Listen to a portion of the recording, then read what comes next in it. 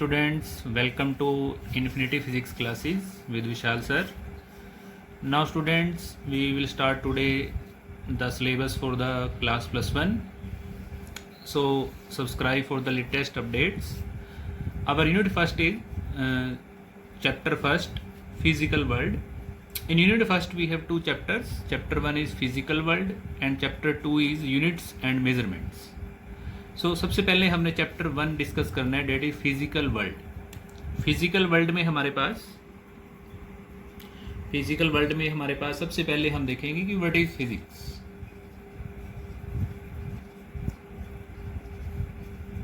Physics को हम कैसे डिफाइन कर सकते हैं, what is physics. So physics is the branch of science. जैसे हमें पता है, हम 10th में हमने पढ़ा है साइंस की, जो हमारे पास साइंस की 3 ब्रांचेस हमने पढ़ी है, फिजिक्स, केमिस्ट्री एंड बायोलॉजी। उसमें से एक पार्ट हमारे पास फिजिक्स है। अब देखो, फिजिक्स में हम जितने भी फिनोमेना से डिस्कस करते हैं, डेली लाइफ से हम बात कर सकते हैं, क्योंकि जितने भी हमारे पास suppose night sky with its bright celestial objects, जितने भी हमारे पास ऑब्जेक्ट्स हैं डेली लाइफ के, वो सारे के सारे हम किस में डील करते हैं, फिजिक्स में। और अगर हम बात करें साइंस की, तो साइंस के लिए हम क्या कह सकते हैं, science is a systematic attempt. It is a systematic attempt to understand natural phenomena. To understand natural phenomena in as much detail and depth as possible. हमने डिटेल में जितनी भी नेचुरल फिनोमिना है उनको हमने सिस्टमेटिक अगर अंडरस्टैंडिंग करनी है तो वो कौन सी ब्रांच हमें बताती है, साइंस।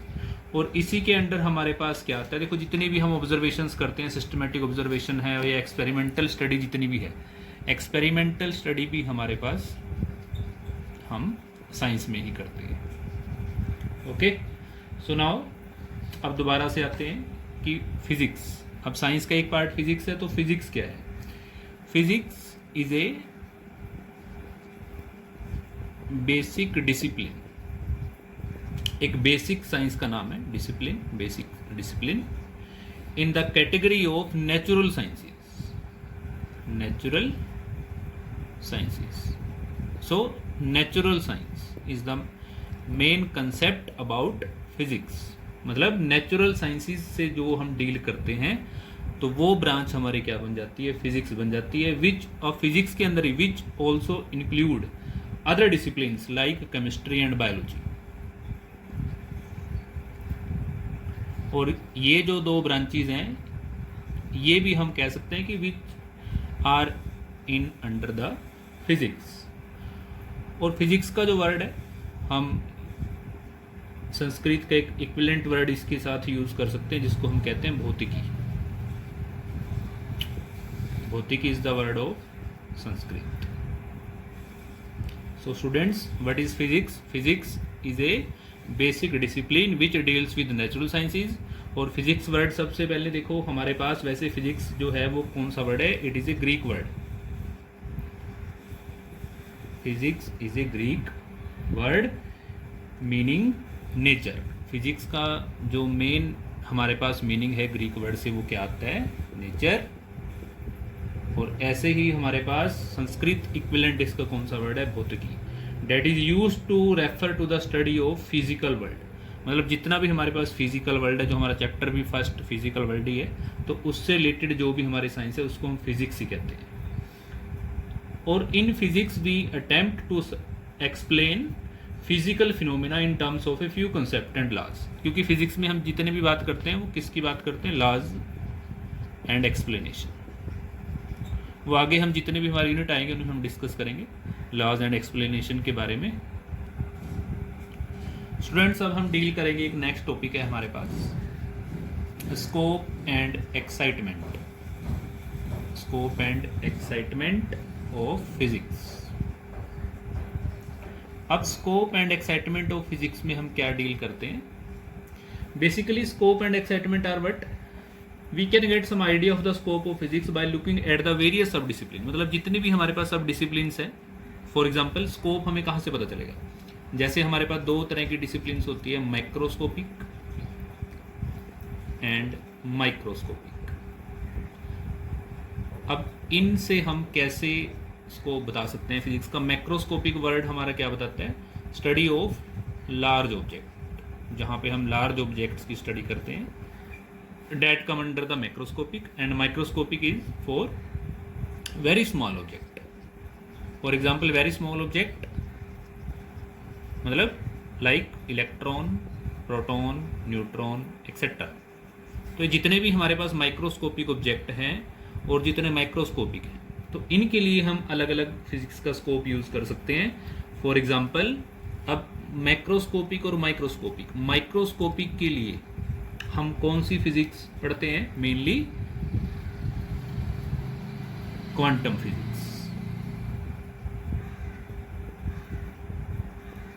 और modern physics.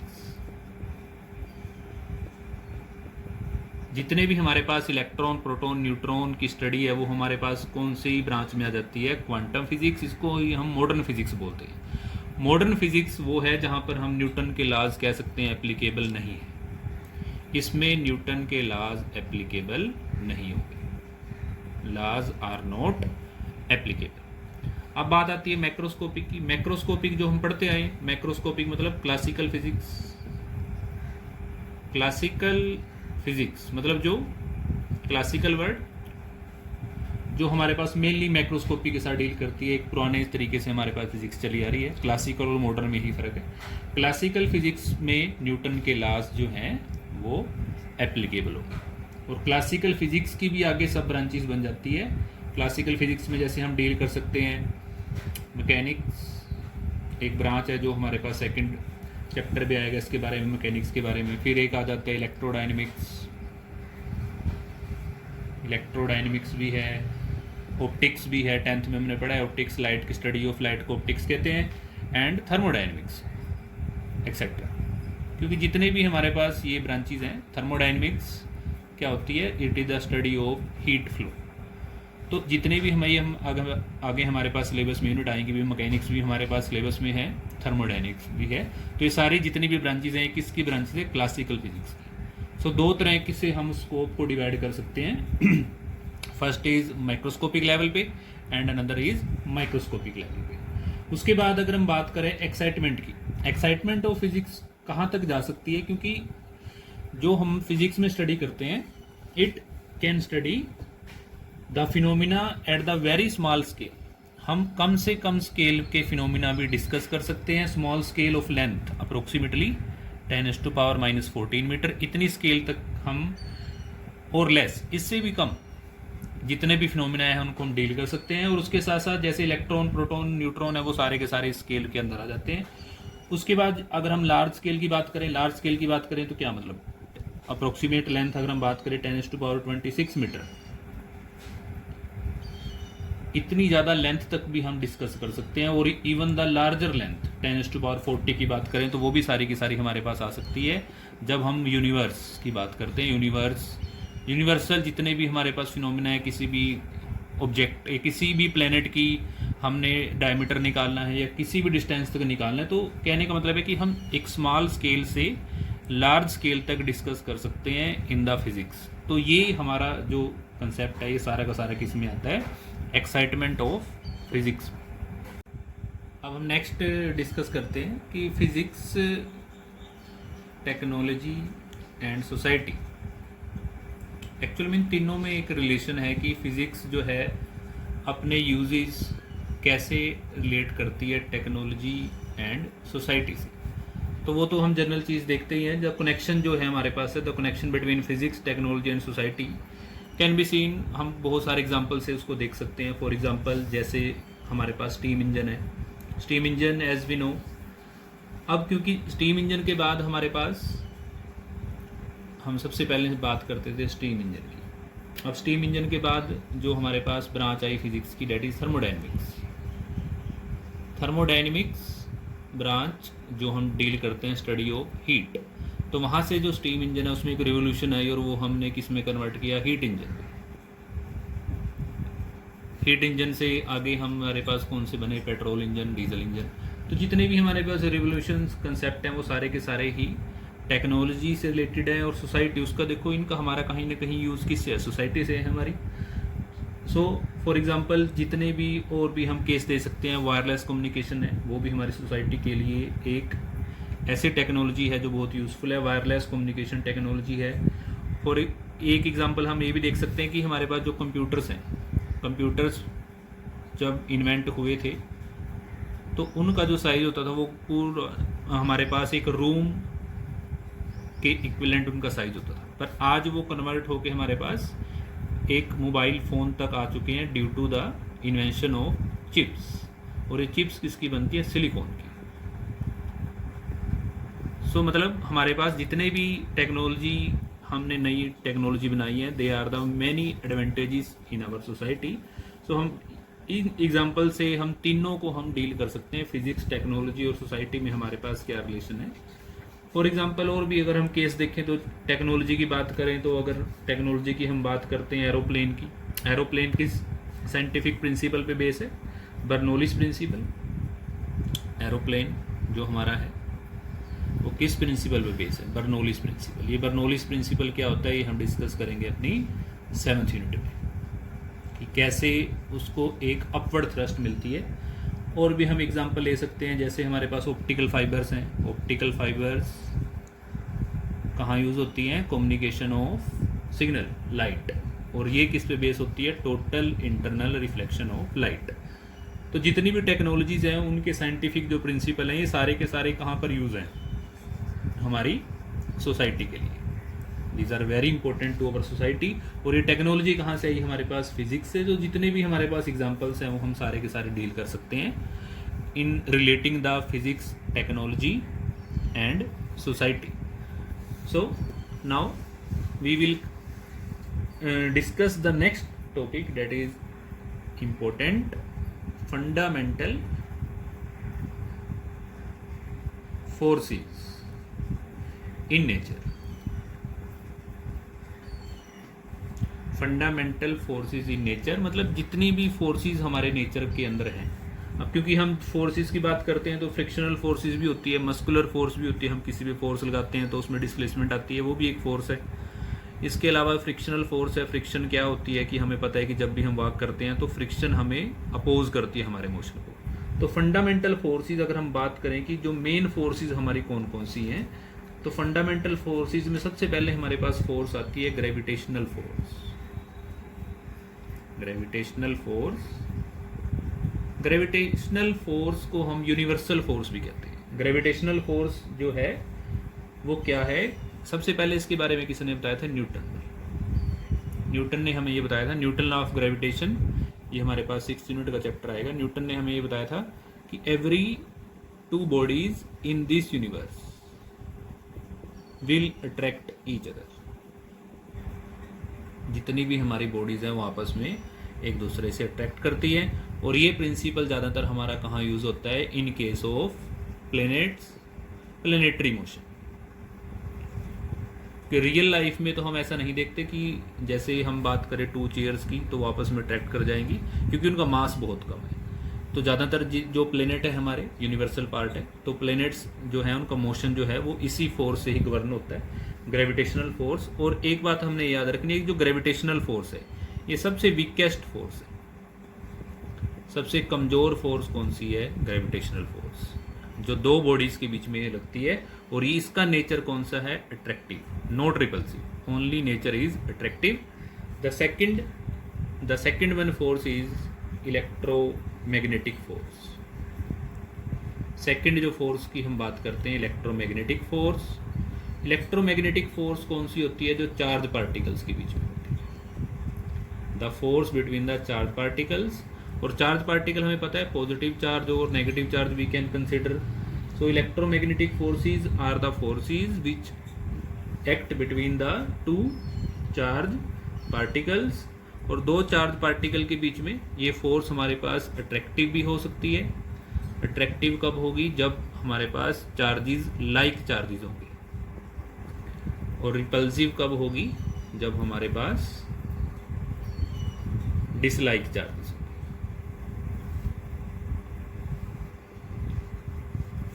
So attractive and repulsive जो इलेक्ट्रोमैग्नेटिक फोर्सेस है ये हमारे पास इन्हीं फोर्सेस से ही हम रिलेट कर सकते हैं कि अट्रैक्शन भी हो सकती है और रिपल्जन भी हो सकती है।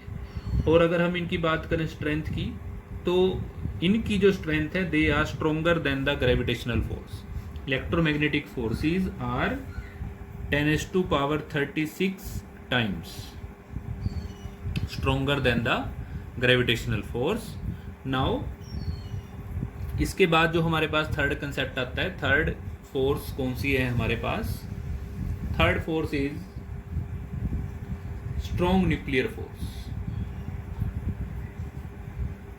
Strong nuclear force. अब स्ट्रॉन्ग न्यूक्लियर फोर्स में हमारे पास क्या है? अब जैसे हम बात करते हैं न्यूक्लियस की, ये फोर्स हमारी न्यूक्लियस रिलेटेड है।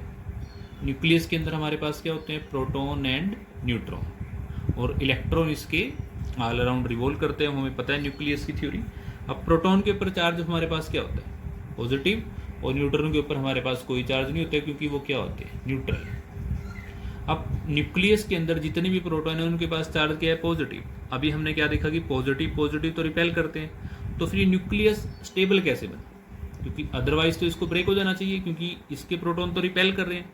तो इसकी स्टेबिलिटी बनाने के लिए जो न्यूक्लियस के अंदर प्रोटॉन्स और न्यूट्रॉन्स हैं, उनको आपस में जो बाइंड करके रखती हैं, उन फोर्सेस को हम क्या कहते हैं? Strong nuclear forces. So these forces bind together proton and neutrons. Proton और न्यूट्रॉन को जो बाइंड करके रखती हैं, उनको हम क्या कहते हैं? Strong nuclear force. और ये इस नेचर की सबसे स्ट्रॉन्गेस्ट फोर्स है। जैसा ही हम देखते हैं कि अगर हम न्यूक्लियस को ब्रेक करेंगे तो बहुत ह्यूज अमाउंट में एनर्जी रिलीज होगी, और वही प्रिंसिपल हमारे पास किसके बनते हैं? Nuclear bombs. जितने भी न्यूक्लियर वेपन्स हैं वो सारे के सारे इसी फोर्स पर बेस है, क्योंकि बहुत ह्यूज अमाउंट में एनर्जी रिलीज होगी जब हम न्यूक्लियस को ब्रेक करेंगे। So strong nuclear force is the strongest force of nature, और ये प्रोटॉन न्यूट्रॉन को हम बाइंड करती है। अब बात आती है कि ये जो फोर्स है हमारी, ये चार्ज के इंडिपेंडेंट है, चार्ज पे डिपेंड नहीं करेगी, because it bind to protons, to neutrons and also proton with neutron. ऐसा नहीं है कि ये प्रोटॉन को ही बाइंड करेगी, प्रोटॉन को न्यूट्रॉन से ही बाइंड करेगी, क्योंकि न्यूट्रॉन के पे तो कोई चार्ज है नहीं। तो इसका मतलब है कि ये फोर्सेस हमारे पास चार्ज इंडिपेंडेंट है, चार्ज पे डिपेंड नहीं करती। अब बात आती है फोर्थ फोर्स की। हमारे पास 4 ही फोर्सेस हैं फंडामेंटल फोर्सेस की बात करें तो fourth one is weak nuclear force. Weak nuclear force. और ये वीक न्यूक्लियर फोर्स है तो हमारे पास these forces appear only in certain nuclear processes. कुछ न्यूक्लियर प्रोसेसेस ऐसे हैं जहां पर ये फोर्सेस अपीयर होती है। अब वो न्यूक्लियर प्रोसेसेस कौन से? फॉर एग्जांपल हम बात करें बीटा डीके की। अब बीटा डीके एक न्यूक्लियर प्रोसेस है। वैसे तो हम डील करेंगे न्यूक्लियर फिजिक्स में, जो हमारा पार्ट +2 में है, पर थोड़ी बहुत इंट्रोडक्शन इसकी बता देते हैं। बीटा डीके कब होता है? जब एक न्यूक्लियस एमिट करता है। न्यूक्लियस में से क्या निकलेगा? एक इलेक्ट्रॉन निकलेगा